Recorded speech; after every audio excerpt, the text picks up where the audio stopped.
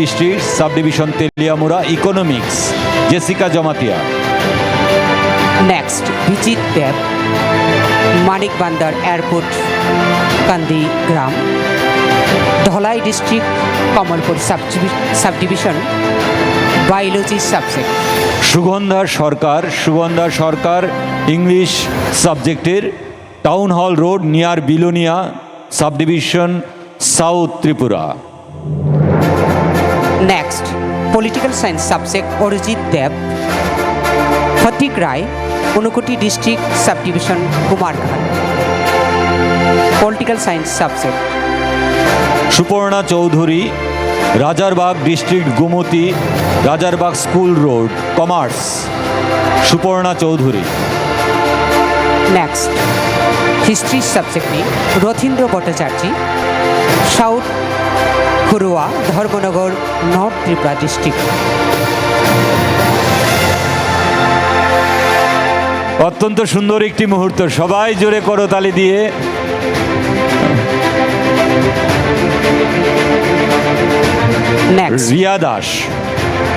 Riya Das Muddapara Khayerpur Bodhjungnagar west Tripura district Sanskrit. আপনি ইয়াগুলো Sourav Ghosh, Chantail high school কয়লাশহরের সাব ডিভিশন ঊনকোটি ডিস্ট্রিক্ট নিয়ে কেমিস্ট্রি সাবজেক্ট। এগিয়ে আসার জন্য অনুরোধ করব জিওগ্রাফির লিজা বেগম,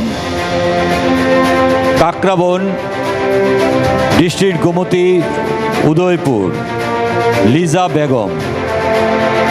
আপনি ইয়াগুলো পিঙ্কি দাস সরকার ফিলোসফি সাবজেক্ট নিয়ে আগরতলা রেশম বাগান সদর সাব ডিভিশন নিয়ে পিঙ্কি দাস সরকার।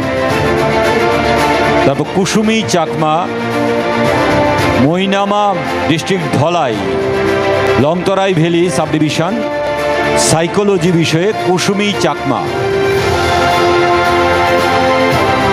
নেক্সট সুমিত কুমার দাস, কমার্স নিয়ে Ujan Abhoynagar west Tripura district Sadar sub division নিয়ে। Seema Akhtar Phulbari Kandi Nurpur Kailashahar Unakoti district history, Seema Akhtar. Next Markina Marak, political science subject Nepal Tila Dhalai district Longtrai valley sub division নিয়ে। মাকরিনা মারাক। সালমা দেববর্মা মানিক ভান্ডার কমলপুর ধলাই ডিস্ট্রিক্ট বায়োলজি বিষয়ে সালমা দেববর্মা। আপনি ইয়াগুলো Abhijit Debnath, Krishnasangha Dakshin Charilam Sepahijala district Bishramganj mathematics. Tuhina Kalai, Assam rifles headquarter Bhudrai district Khowai Teliamura sub division history, Tuhina Kalai. পাইথাগো মৈত্রী মুখার্জি, সাইকোলজি সাবজেক্ট নিয়ে আড়ালিয়া আগরতলা সদর সাব ডিভিশন নিয়ে। মৈত্রী মুখার্জি। আমাদের প্রথম পর্যায়ে আমরা মাননীয় মুখ্যমন্ত্রীর হাত দিয়ে এই নিয়োগের প্রস্তাবপত্র তুলে দিলেন, অসংখ্য ধন্যবাদ জানাই। আমরা দ্বিতীয় পর্যায়ের এই আজকের দিনে দ্বিতীয় পর্যায়ের অনুষ্ঠানে বাকিদের হাতে নিয়োগপত্র তুলে দেওয়া হবে। এবার আমি বিনম্রভাবে অনুরোধ করব আজকের অনুষ্ঠানের উদ্বোধক তথা প্রধান অতিথি রাজ্যের জনপ্রিয় মুখ্যমন্ত্রী প্রফেসর ডক্টর মানিক সাহা মহোদয়কে ওনার মূল্যবান বক্তব্য রাখার জন্য।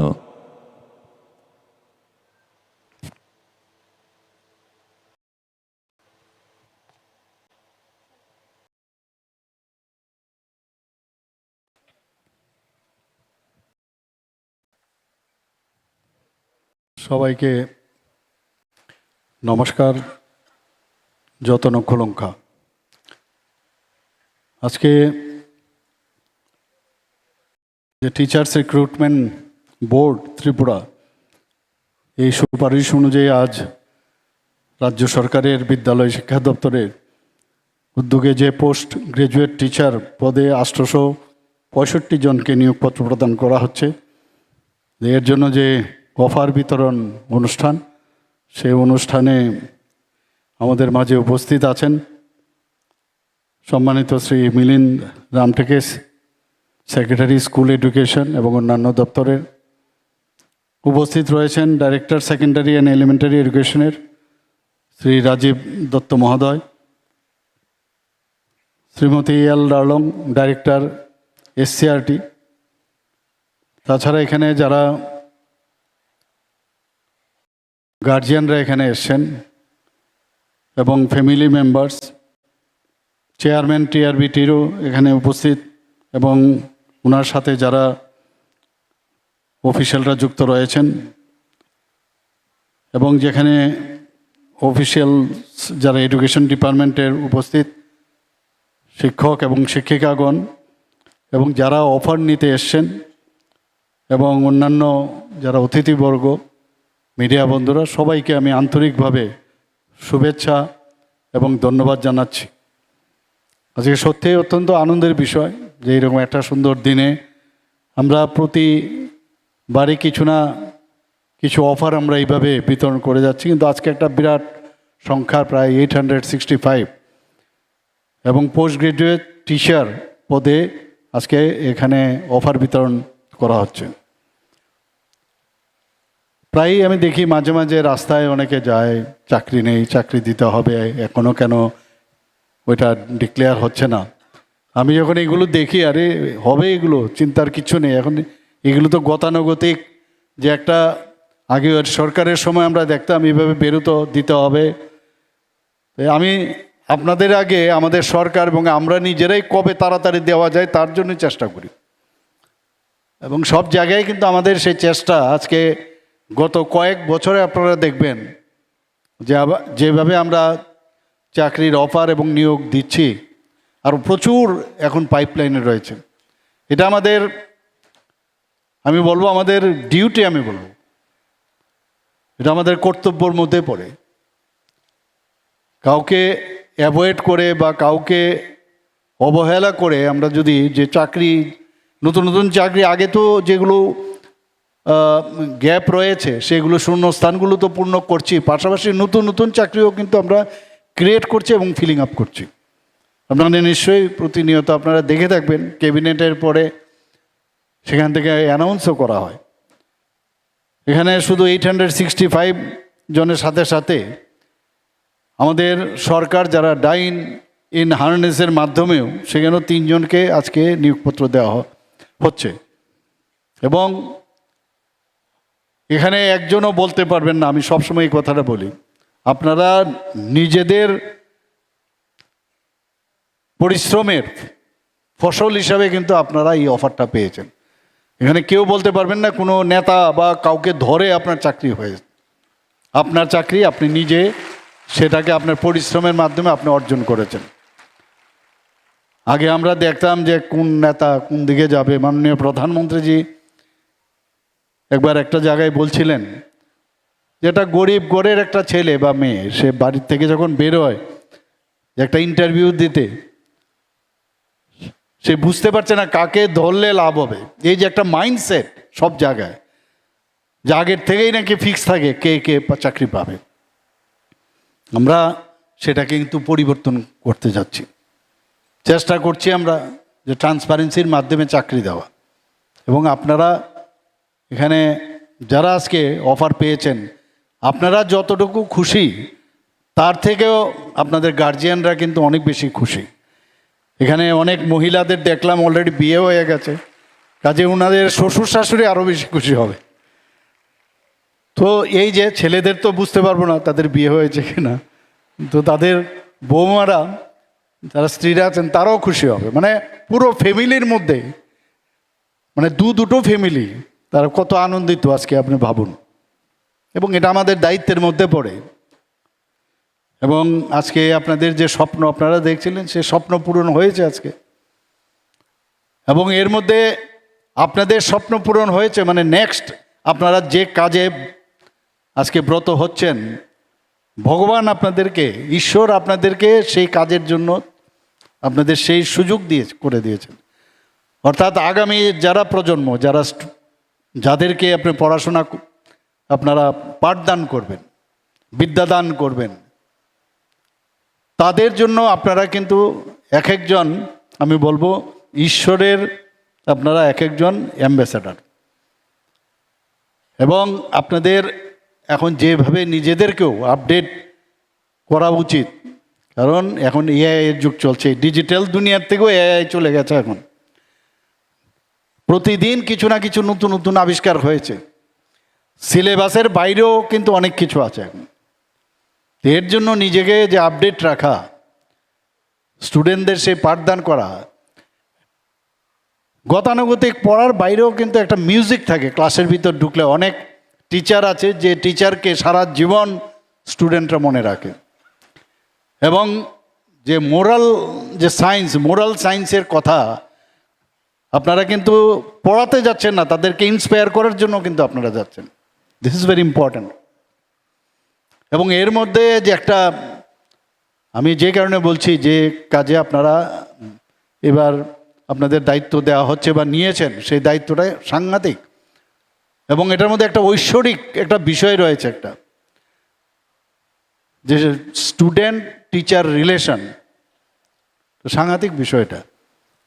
নিজেকে প্রতিষ্ঠিত করা, যে জায়গায় যাবেন, যেখানে তো এরকম না যে আগরতলায় সবার পোস্টিং হবে, বিভিন্ন জায়গায় আপনার পোস্টিং হবে, যেতে হবে। আর এখন পোস্টিংয়ের জন্য একে ওকে ধরতে হয় না। আমাদের এখন যেভাবে পোস্টিংয়ের মধ্যেও আমরা চাইছি যে ট্রান্সপারেন্সি আনার জন্য, আপনারা অতি শীঘ্রই আপনারা অ্যাপয়েন্টমেন্ট লেটারও আপনারা পাবেন। এবং পরবর্তী সময় আপনাদেরকে সেই ট্রেনিং দেওয়া হবে। আমি আবার যারা আজকে অফার পেয়েছে তাদেরকে আমি আন্তরিক শুভেচ্ছা এবং অভিনন্দন জানাই, যে রাস্তা আপনারা নিজেরা করে নিয়েছেন, সেই রাস্তা আপনাদের ভবিষ্যতের রাস্তা। কিন্তু আপনারা নেক্সট যে আমাদের ত্রিপুরা রাজ্যের ভবিষ্যৎ, তাদেরকে প্রকৃত অর্থে মানুষ বানানোর কারিগর আপনারা। এবং তারাই এই রাজ্যকে, দেশকে ওনারা পরিচালিত করবে। এবং আপনাদের যত বেশি উদ্বুদ্ধ করতে পারবেন, তত বেশি কিন্তু এই যে নতুন যাত্রায় আপনারা যুক্ত হলেন, সেটা কিন্তু সার্থক হবে। আমি এখনও জানি যে আমরা যেটা চাইছি, যে আমাদের যে পড়াশোনাটা, সেটা যেন গুণবত্তা থাকে, তার জন্য আমি কিন্তু স্যাটিসফাইড নই এখনও। আরও বেশি রেজাল্ট এখানে কেন 78% আসবে, কেন 79% আসবে, কেন না এটা 100% হবে? অনেক স্কুল আছে যেখানে 100% পাস করে, এরকমও স্কুল আছে। তো সেখানে 100% যদি পাস করে, তাহলে এটা একটা হেলদি কম্পিটিশন হোক না সমস্ত স্কুলের মাধ্যমে, এবং ইন্টার এক্সচেঞ্জ হোক এক টিচার আরেক টিচারের সাথে। বিভিন্ন সাবজেক্টে দেখলাম, ম্যাথের কেউ পেয়েছে, আপনারা সাবজেক্ট টিচার এখানে, কেউ ফিজিক্সে পেয়েছে। তো এই যে বিষয়গুলো আছে, আমি যদি মনে করি যে আমি সব কিছু জানি, তাহলে কিন্তু ভুল হবে। এখানে এক একজনের মধ্যে কিন্তু কিছু না কিছু নিজেকে এইভাবে তৈরি করেছে, একটা এক্সট্রা কিছু আছে। তো এক্সট্রা জিনিসটা আমি যে আমার সাবজেক্টের যে আছেন, তার থেকে জানতে অসুবিধাটা কি? এই যে একটা কম্পিটিশন যদি হয়, তাহলে এই যে পার্সেন্টেজ, আমি বলছি না সবাই 100% কেউ স্টুডেন্টরা সবাই 100% তো সম্ভব নয়, পেতেই হবে। কিন্তু অ্যাটলিস্ট যে পড়াশোনার যে মান, সেটা যেন উন্নতি হয়, সেটা আমাদের দেখতে হবে। আদারওয়াইজ ইনফ্রাস্ট্রাকচার দিলাম, অথচ রেজাল্ট কিন্তু আমার রেজাল্ট কিন্তু একটা, তার থেকে বোঝা যায়, পরীক্ষা থেকে বোঝা যায় যে আমার কতটুকু পাঠদান তারা গ্রহণ করলো। এখানে স্টুডেন্টের দোষ দিয়ে লাভ নেই।